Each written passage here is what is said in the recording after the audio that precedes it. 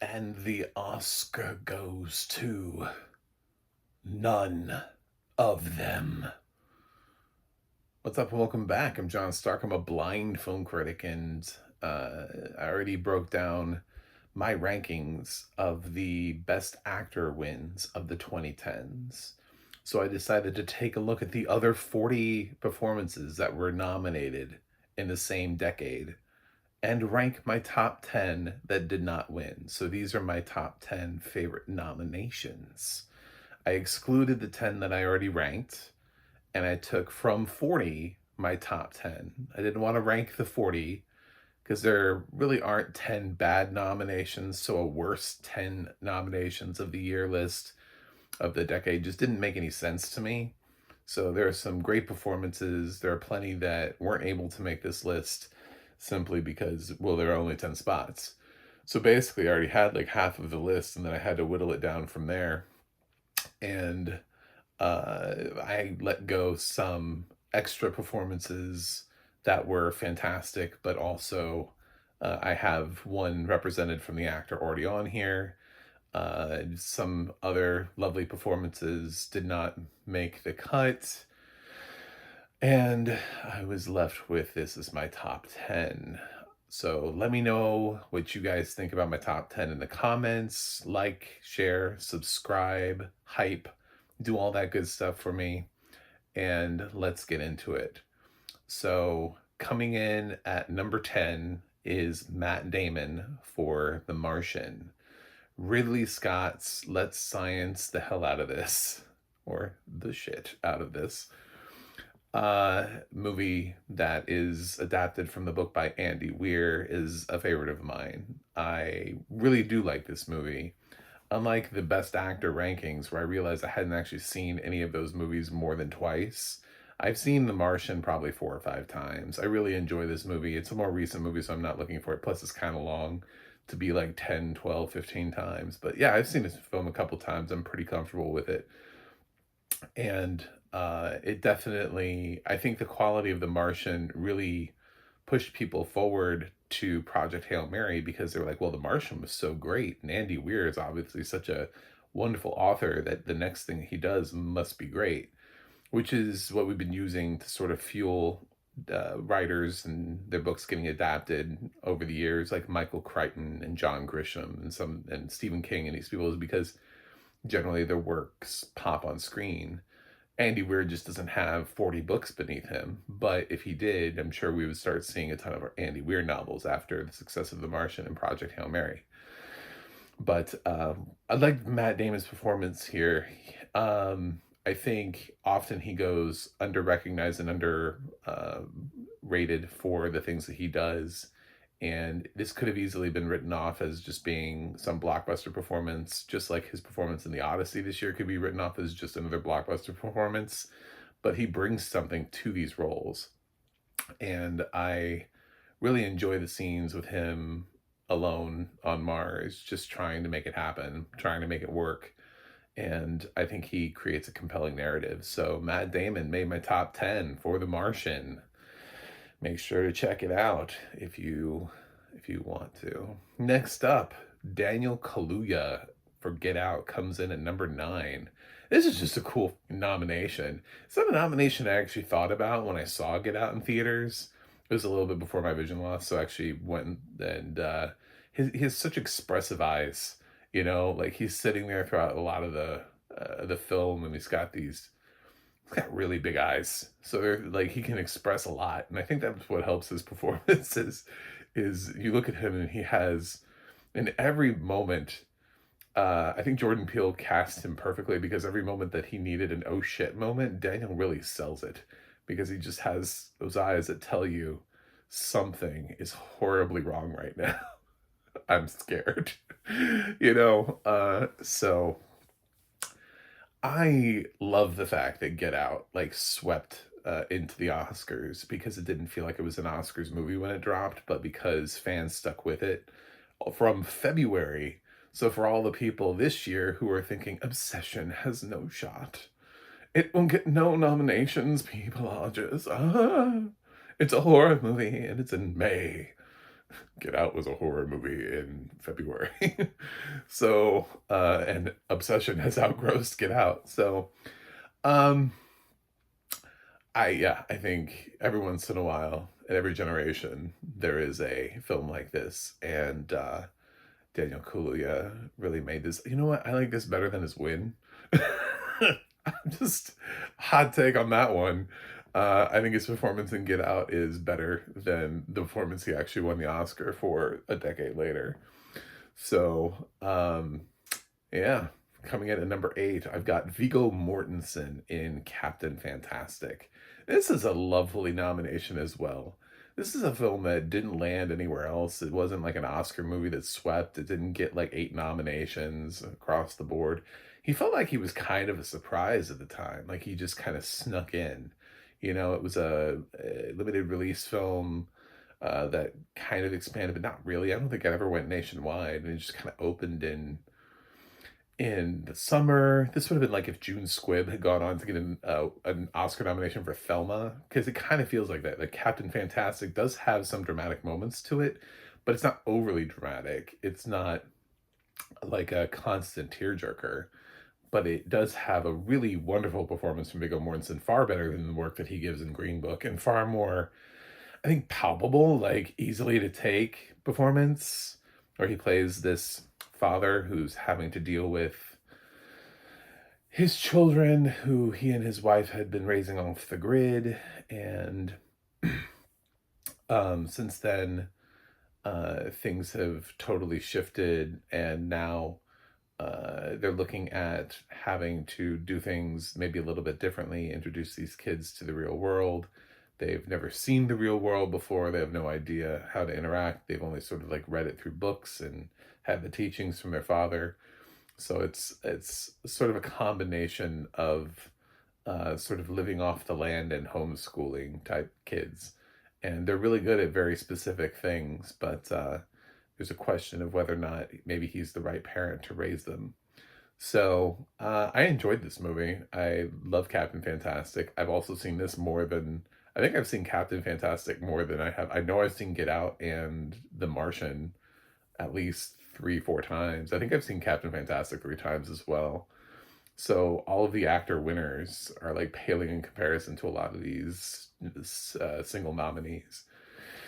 Next up on my list is Leonardo DiCaprio. Da Vinci. Leonardo da Vinci comes in at number 7 with The Wolf of Wall Street. Yeah, it could be higher on my list. He also wins within this decade, so I'm not too much at a loss for him on this. I like this performance. It's not my favorite Leo performance, but I do love how much he has to do in this. And he does sort of traverse genres, much like Matt Damon's performance can easily be written off as like science fiction blockbuster. There's a lot to DiCaprio's performance here that's just comedy, like dark comedy. And so for someone who is used to these, big dramatic swings, The Wolf of Wall Street certainly feels like it has plenty of moments where it's kind of beating to its own drum away from that. There's a certain energy to this film that Martin Scorsese really brought to it, and that Leonardo DiCaprio really just embraces. That gives it this manic quality to it. It feels like an R-rated version of Catch Me If You Can, like the work that DiCaprio did in that. Like if that film had gone in a harder direction, because it's got sort of a similar style to it, and DiCaprio certainly there's a lot of earnestness within him. So it's like if that character had kept going and then just gotten darker in life, he would have turned out to be Jordan. So I like this movie. It's a long movie, but I didn't feel the runtime. It just sometimes when I sit down and I'm like, I'm gonna watch a movie, I have a little bit of time. I don't have 3 hours, but I have a little bit of time. So Wolf of Wall Street is probably just like a 3 times, but it's still, again, another thing where I'm like, I'm pretty certain I've seen this more times than the 10 who won. So, yeah, DiCaprio, Wolf of Wall Street. Next up on my list is Mr. Denzel Washington for the film Fences. Now, Denzel's an interesting case study here because he was nominated 3 times in lead actor in the same decade.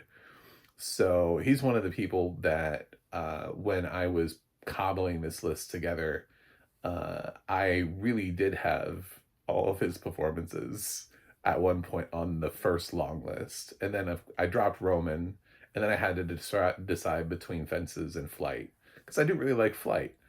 Because I didn't want, I didn't want my top 10 list to just be like 3 Denzel Washington performances and like 2 Leonardo DiCaprio performances and like 3 Bradley Cooper performances. So some of these people who were nominated multiple times across the decade, I just kind of made it they're like my favorite of the 3. And while Flight is has some fun elements to it, Fences feels like the thing that Denzel has been wanting to do his whole life, and he lives and breathes through that character. Sometimes you can tell when it's somebody's passion project, and they just kind of have been waiting for this moment. And when they finally get an opportunity to wrap their hands around it and take it on, they're so wholly invested in the character and in the work and bringing to life Fences for the big screen that Washington, who also served as director on the film, brought this wonderful performance along with him that is incredibly complex and complicated.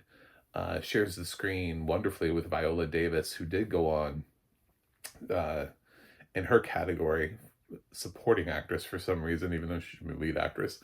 But whatever, whatever gets her to an Oscar. Um, but yeah, there's a darkness in Fences. It's not necessarily a happy film. I would say Fences is one of those things I think I've only seen twice. Um, it's a wonderful film to watch for acting cred. I actually I remember watching it in theaters and thinking this is a weird film to watch at Christmas time. Because that's the Oscar movie plight. You watch it at Christmas, and I saw this like I think like a little bit before, a little bit after Christmas, it's like right around Christmas time.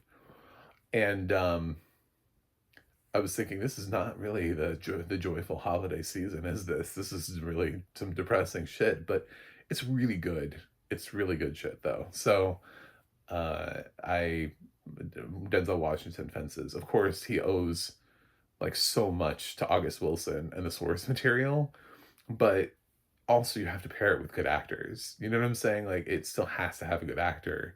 Just because August Wilson wrote like this amazing source material doesn't mean that it can't. It just is fully on August Wilson, and that anyone could read this and it would be fine. That is not true.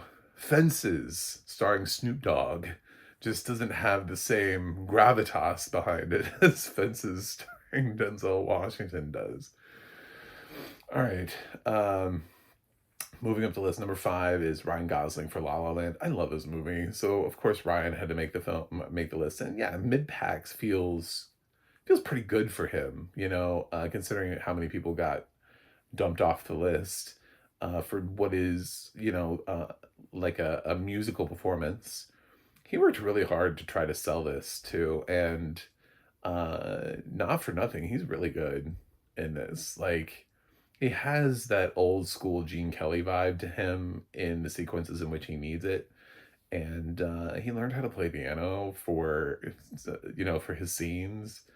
Um, Even if they dubbed him afterward, it's one of those like believable things where you can actually see him playing piano. It looks like he's playing piano instead of for people who can play piano and they watch this. I know it's hard now when because I also have like a blind audience. But when you see it, It's like one of those things that like people who play piano can look at an actor who can't play piano and you're like, what are your hands doing? You know? So it was a pleasant surprise to see that Gosling took the time and everything to work on that for him and for his character. I adore this film and I adore his performance in it. So pretty simple. I've seen La La Land a bunch of times too. So City of Stars, shining down on. Anyway, subscribe if you want me to sing to you more through my through my videos. City of Stars. 4 coming in at number 4 on My list is Michael Keaton for Birdman. This is a terrific performance. I wouldn't have been mad if he had won. He just had a tough year. You know what I'm saying? Like I think I went over this in his video. I was like, yeah, he had some stiff competition this year. Um, and sure, Michael Keaton for Birdman would have been an excellent win.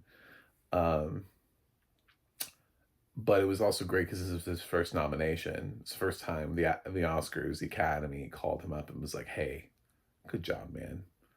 Welcome to the Words Academy Award nominee, Michael Keaton." He's great in this, running around in his underwear, and Alexander Inarritu's Best Picture winner. It did win Best Picture, and it got some supporting people in for the nominations. Edward Norton and Emma Stone into the nominations. So Birdman was kind of a little bit of a force to be reckoned with for a little while there in its time period. I wonder how many people still think about Birdman. I love that score, but also it's just Michael Keaton's performance just brings it all together. The actor who is just trying to get from point A to point B is kind of Birdman. There's such an energy behind it in Inarritu's performance. I wonder if this is what Digger's going to feel like with Tom Cruise. But if it is, fine. Cool. But I do love Michael Keaton for Birdman. Or what's the rest of the title of the film? Birdman or The Impossible of Being or something. I don't know what it is. I just call it Birdman. Anyway, 3 is Jesse Eisenberg for The Social Network. I love this movie so much. God, I've seen Social Network at least 10 times. And I read the book. I actually read the book that this was based on. Not knowing that it was going to be adapted into The Social Network also, by the way. I should throw that out there. So I knew quite a bit about it going into it, and then I thought it was adapted really well. And I remember being disappointed because there wasn't really a supporting actor that came along with this, because they couldn't figure out if it should be like Andrew Garfield or Justin Timberlake, or I guess even Armie Hammer at that point. But it really seemed like the conversation was between Andrew Garfield and Justin Timberlake, because they were both really good in their supporting roles. So it just all went to Eisenberg. And I said in my video that I would have been perfectly happy with Eisenberg having won for Social Network, but what I really needed the film to do was win picture and director.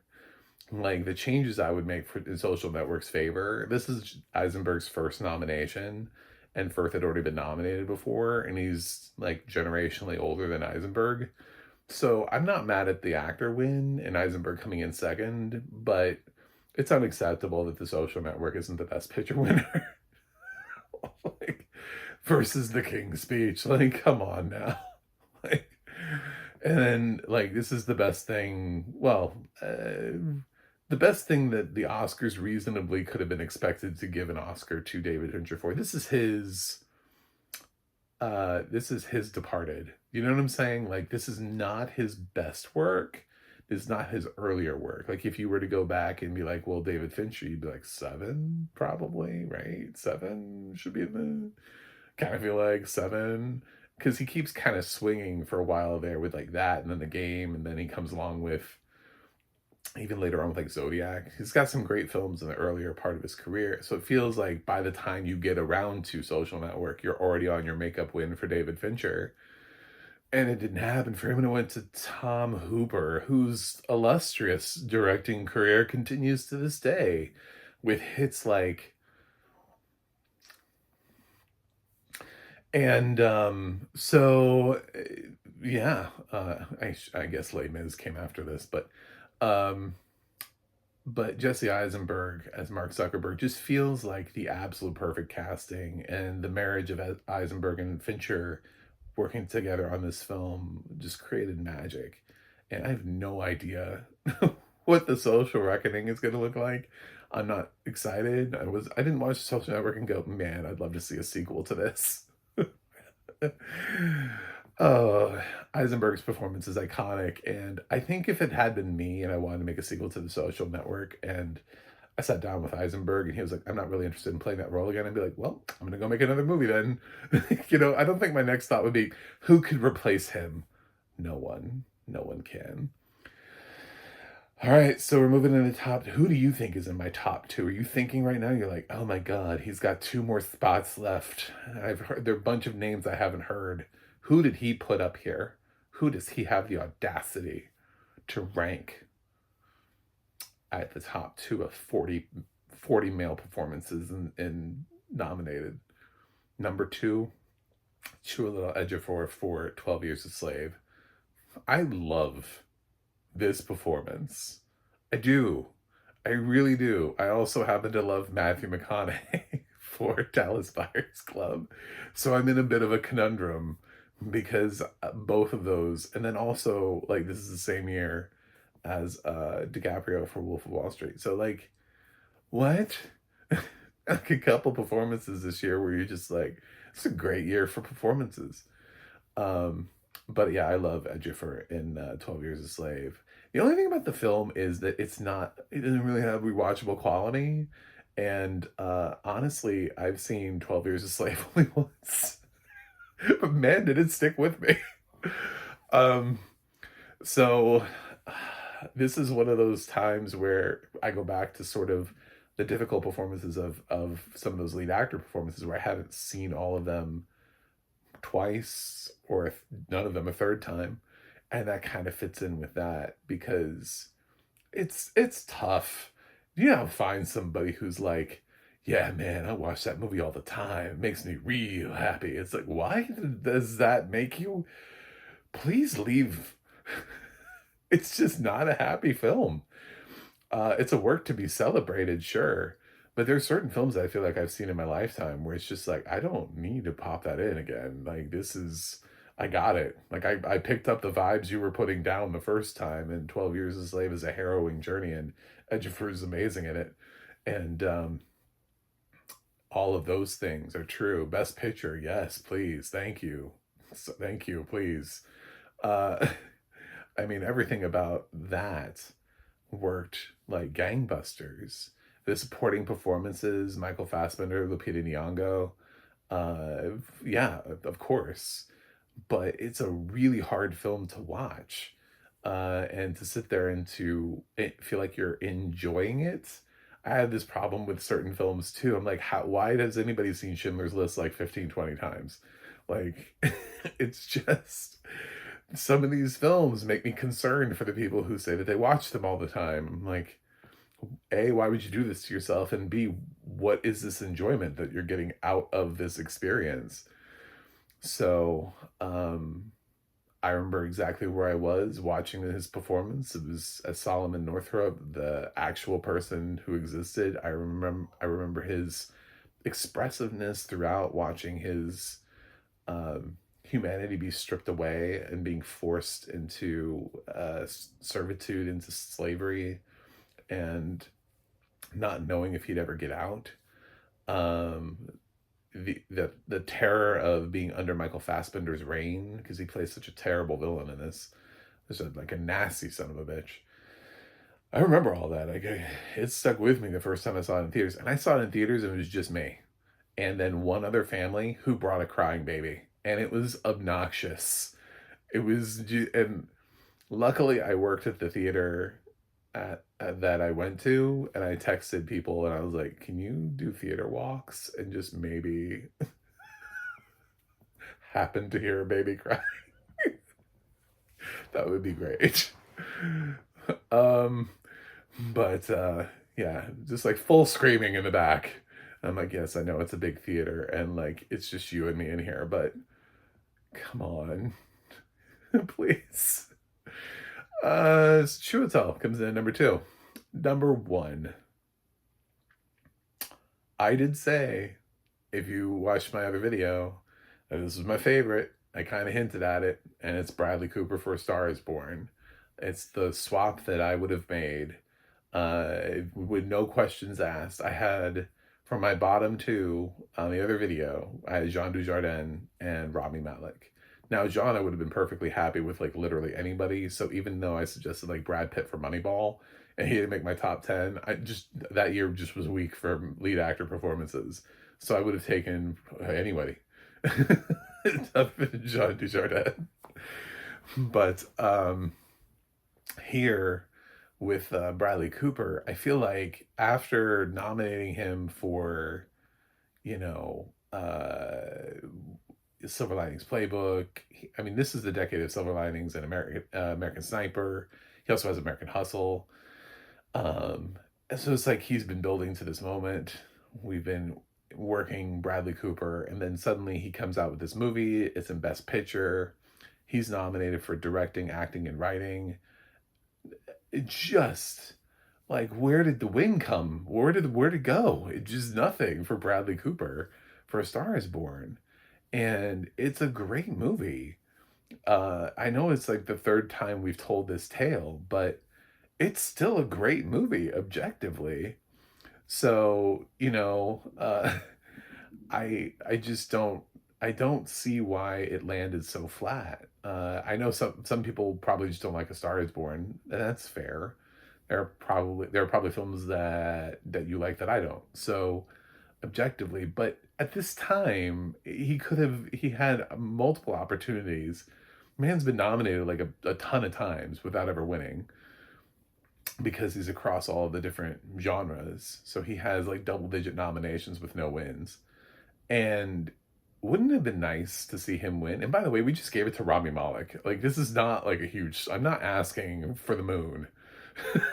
This is not a performance where I'm like, could you swap out? Could you swap out, you know, I don't know, Brando and The Godfather for, this is not like a performance that is like defined ages of work. It's just Rami Malek and Bohemian Rhapsody. It was his first nomination, he was already living the dream. So Cooper having a win for Star Is Born would have been wonderful. I think he's great in this film. I think his struggle with addiction is evident. I think his depression is real on screen. I think his connection with Gaga is amazing. I think his singing voice is lovely. All of that is true, and all of that works into the acting performance. I loved him in this. I love Gaga in this, and I love Sam Elliott in this. I think it's a great movie. So he would have been my number one choice for. He is my number one choice for my favorite nomination of the decade of the 2010s, which is 2010 through 2019 for ceremonies that were 2011 through 2020, if that makes any sense. Anyway, next week I'll be back with my ranking for the best actress. The top 10 best actress, the wins. I'm gonna rank those next. So let me know what you think in the comments. Who do you think I left off? What was my egregious error? Or did you like any of these? Any of these your favorite performances? Any of these in your top 10 of the nominations? And I will see you guys on the other side.